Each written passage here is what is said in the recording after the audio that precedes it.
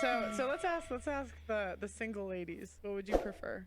I would prefer someone who's monogamous. I left a situation where I got the Bentley, I had all that, I had the kids, I had that. That was great.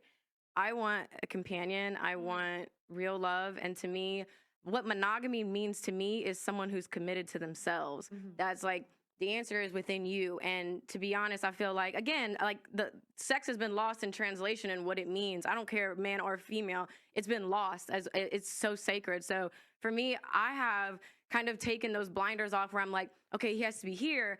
I'm okay with dating the trainer in Austin, Texas. That's just where I'm at. Like, I don't need a certain thing because I know what I'm wanting. Most guys in that percentage are not going to give me. So I would rather have a monogamous man than someone who can do whatever. So you think the personal trainer is going to be monogamous? They're like known for cheating, no? Well, I mean, I don't. Here's my thing. Like, I get it. Like, I don't generalize people because I'm one of the most misunderstood people online as well. And I feel like there's a lot more to me, and I don't like to just put everyone in a box. I'd like to get to know people. So no, I'm not going to just say, oh, well, of course he's going to cheat on me. Like, no. Okay. Would you take a guy that makes $35,000 a year and had a dad bod? Monogamous? Had a dad bod? Yeah, dad bod. I feel like for me, I would want someone who. Sorry, go ahead. Okay. Sorry. I pour into myself and I'm accountable for my shit. I'm aware of what I got going on. I'm not going to have a mom bod. I'm in the gym. I had a baby a year and a half ago. I'm in the gym 4 to 5 times a week. So I would want someone who can match at least the work ethic. Now, when it comes to money, I know for me, I want to be able to, I do not want to rely on a man. I have literally done that before. It didn't pan out in my favor, okay? Because what happens is you get the rug ripped from under you, and then now you fucking get out, bitch, give me the motherfucking keys. It isn't that. So for me, the lifestyle I want, I am responsible for. So I don't look for a man to make X amount of dollars because anything that I want, I'm going to get myself. Well, because in my head, I feel like a guy's just as likely to cheat if he's in the top. Stop being so nice to women. Nice will never equal turned on or 20% of like looks. Just as likely as money. You know what I'm saying? Like, it just doesn't. Let me ask a quick question just so I can clarify something, because I understand your points. You're saying you want a partner, a life partner. Are you sure? And I'm not accusing, I'm genuinely asking. Are you sure you're not confusing the amount of time the man spends with you with his monogamy? Because they're different things. Because what happens a lot of the time, if a man's out here chasing chicks, he's barely home. But imagine you had a man who was home 7 nights a week. He was always home. I'm talking about like an hour, like during his work lunch. You don't even notice. Then would you even give a shit about monogamy if you had all of his time effectively? Would you really care? I still would care because I feel like that's still just an hour a day and it's not really quality time. I feel I really have been in so many different situations. Again, the trainer in Austin to the NBA player baby daddy. Like I have seen all of that stuff. And it's just my personal experience and perspective to where I want someone that sees the value in the Grand Canyon. I want somebody who. I understand. Okay. Like, so that's a good point. And so I'll just ask the first question. I'm going to ask the second question.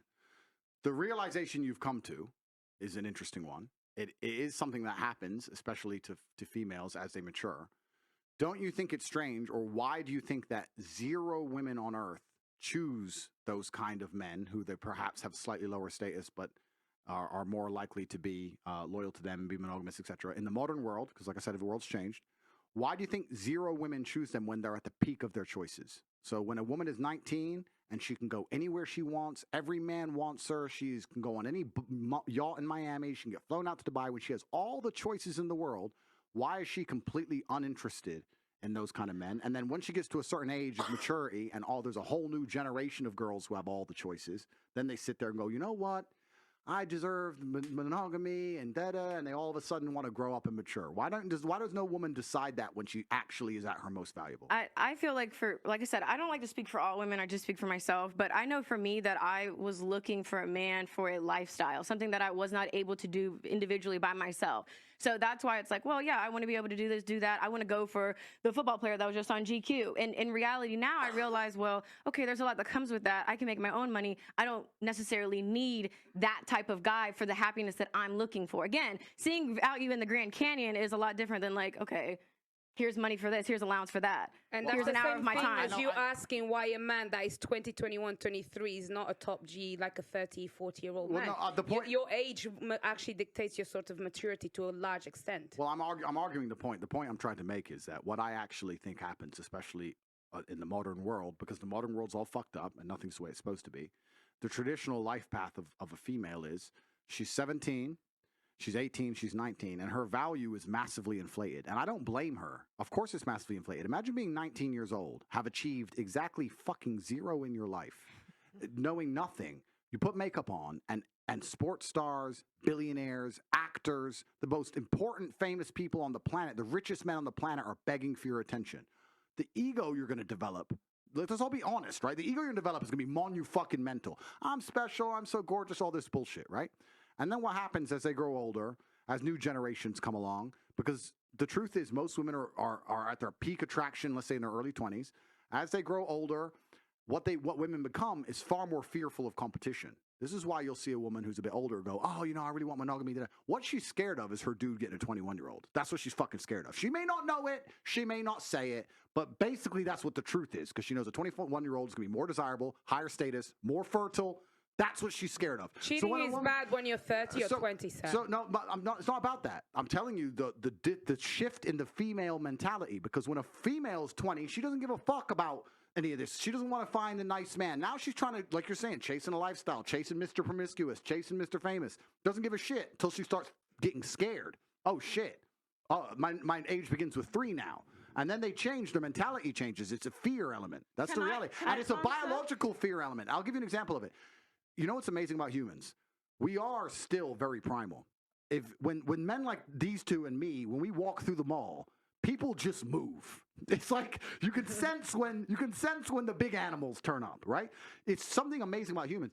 If you have a very attractive 45-year-old woman, she's gorgeous, but a gorgeous 19-year-old walks in, look at that 45-year-old woman's face. She's furious.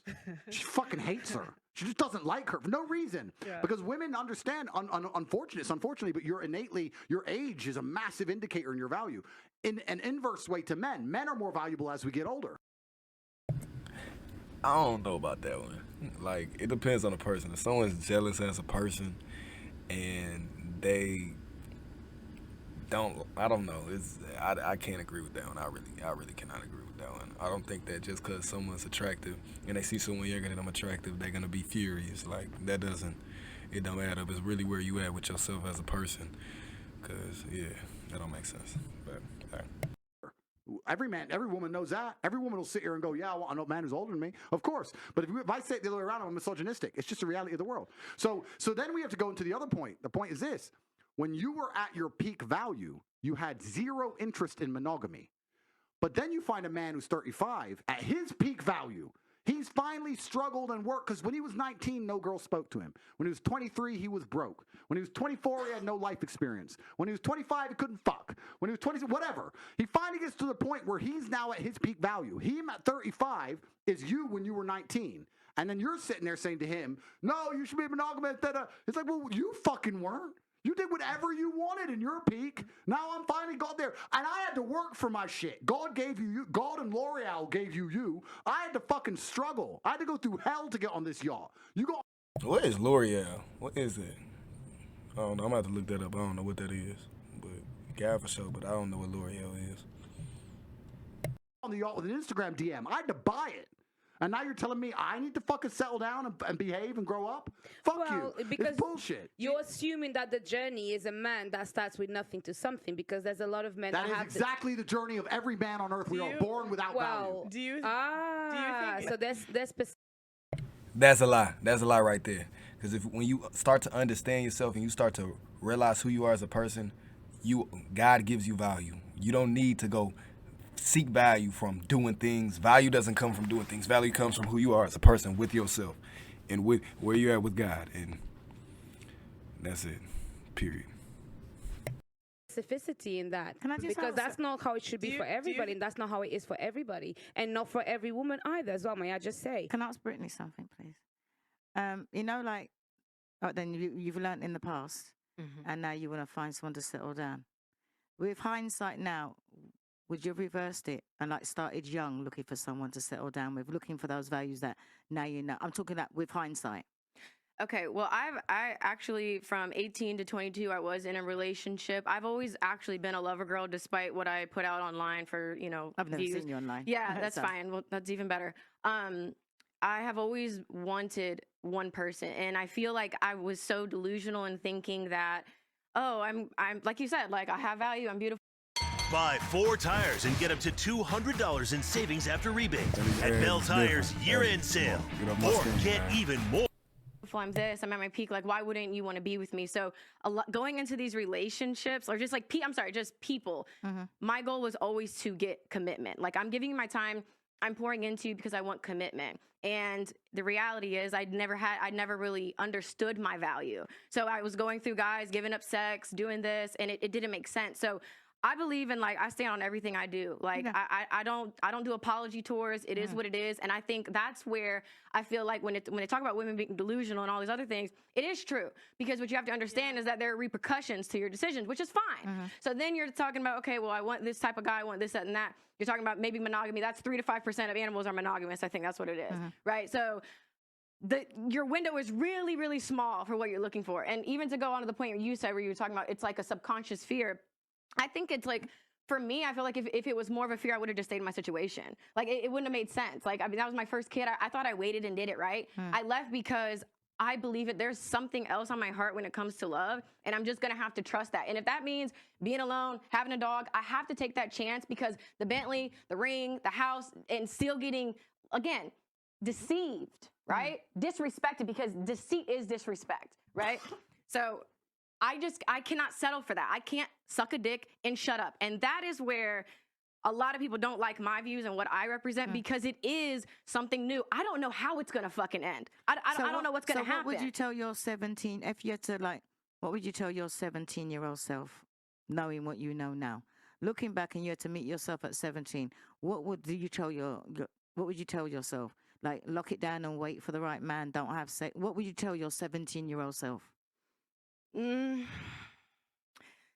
That the answers aren't outside of you, because I feel like I'd always look for men to answer all of my questions that I've ever had. I thought when I had a man, it would complete me. And I feel like too, especially with like my dad not being in my life, you look for somebody to guide me. Like, so that's where for me, I put too much value in someone else having the answers for me. So that's why I'm really big on accountability. So I would just tell myself, like, to be patient, to take your time, because I was always quick. Oh, let's try to get in a relationship. Like, we weren't even compatible. There's a lot of just not compatible factors. So I feel like for me, it would be to slow down and to really get to know people instead of just blindly banking on potential that most likely will never be tapped into, or selling myself short because there's a fear of, well, I don't know, this could be the best that I could get. I might as well just shut up and suck a dick. And that's what I meant about women nowadays, because exactly what you'd be telling your 17-year-old self is what happened back in the day. So when I'm repeating these things, I'm going, oh, you're old-fashioned. But it seems like women do what they like, and then they hit a certain age and say, oh, well, I've got to settle. But it's not settling. You're just getting whatever you can. You know, or whatever you deserve. You know what? Because Auntie? if you think back now, you'd be telling people now, rather than say that Auntie's old-fashioned or Auntie don't know what she's talking about, look what she be telling her 17-year-old self, which ain't nothing that I ain't already said. Yeah, because that's fine. really and truly, really and truly, let me finish. Because what I've always said, and you can check, I'm an older version of you. So where you've been, I've already been on an up comeback. So that's why I asked you, what would you tell your 17-year-old self? Because me telling you is, I'm telling my 30-year-old self. Do you understand where I'm coming from? So it's not that I'm old-fashioned. It's just that women hit a certain age and then realize, oh my God, it wasn't that old-fashioned. You know, it works. And that's because, like, all the lies and deceiving that goes on in the world, like, it's so much lies. It takes you coming to understand yourself and coming to understand God, and then it takes that to really put into perspective and see through all the lies and the BS, because it's a lot of lies out here. It's a lot of BS out here, and you have to really be able to see through all of it. You have to really look straight through everything, because if not, then you know you're looking for something in somebody that was never meant for you. Like, none of these people be meant for you, and you be talking to them, and you know it's not gonna work. You know you don't even like them, but you trying to seek some type of validation with yourself or something that you know is not gonna work and doesn't even make sense, and you still entertaining it. Don't entertain things that you know you shouldn't entertain just because you feel like you're trying to because you feel like you won't get better, or you feel like it's so much just lies in the seat, and you have to really come to understand yourself and respect yourself. It's really about that self-respect and understanding yourself. And yeah. And also listen to God, man. Open up the Bible, man. I'm telling y'all, open up the Bible. It's the truth. When you start reading the Bible, people don't give the Bible a chance. I feel like once you start reading it and you start actually following what God wants for you, you start to see through all the lies and deceit, and it helps you. It lifts you up and it builds you up. It helps you understand, okay, this is how things are actually supposed to be. And then when you start to actively do them, you can understand, okay, this is why things are supposed to be this way. I see it when I do it. You know, when you have sex with all these people, it's not fruitful to your spirit. It really brings you, like, if you ever have sex and it feels like nothing, it's because that's not what you're supposed to be doing. You're supposed to actually be having sex with someone that you love and care about. And then when you actually talk, if y'all realize when y'all talk to girls, like guys, when y'all talk to girls and you talking to have sex, you don't even enjoy talking to them. You don't enjoy talking to them. It's because that's not what you're supposed to be doing. It's not. When you don't have sex with a girl and talk to a girl, it's so much more mind-boggling, because you're only talking to them to really enjoy that person, which means you go there not trying to have sex, and you go there to really enjoy your time. And that's very, very important. And it changes your whole perspective. It changes your whole perspective on things, and it shows you, okay, I go here and enjoy my time, and I don't have to have sex. I don't have to look for sex. I go there and I'm not thinking, I'm not having a secret plot in the back of my mind that's killing my time, because it'll kill your energy because you have a secret plot going on with trying to get something, instead of just going there to enjoy your time and enjoy a person and get to understand and love and learn a person. So I'm telling y'all, man, look through all the lies in the seat. There's so much lies out here. Open up your Bible. It'll change your life. You'll see everything. You'll understand so much, and you'll be able to learn so much through God, through Christ, through the Holy Spirit. Back to the video. Because it does. Mm-hmm. But there's no point in waiting till you're a certain age to start thinking about it.